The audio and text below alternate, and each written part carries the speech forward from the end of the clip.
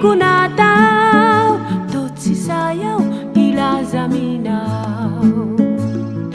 Fantatiani anefa fa befitiavani anao Mameli reuze mifuna minau Misaotra anao afafanta tufati ai anao Ua velau reutana tao Nandani ni andro tamini rendrarendrao Kanana dinu nyanatra tao Nanitsakitsaky ireo fanekena Sy nandika ireo didinao Tsapako ankehitriny faralavitranao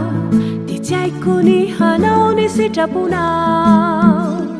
Reo ady sokio rehetra Jesosy ora sitrakao Ua velau reutana tao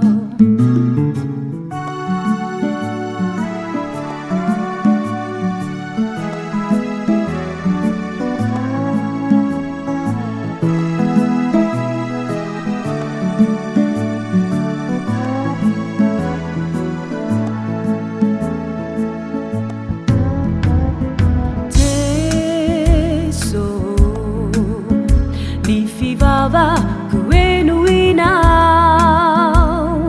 Fa mitalau Fa maniriau anarakanao Fa tikunyana na fiaina na vauvau Te fiaina na miaraka minao Usabatra finari te wanilanao Minuau fa miaino ayana Reo fikasako rehetra apetrako eo aminao Tsy hisy fanahina ao anaty kwao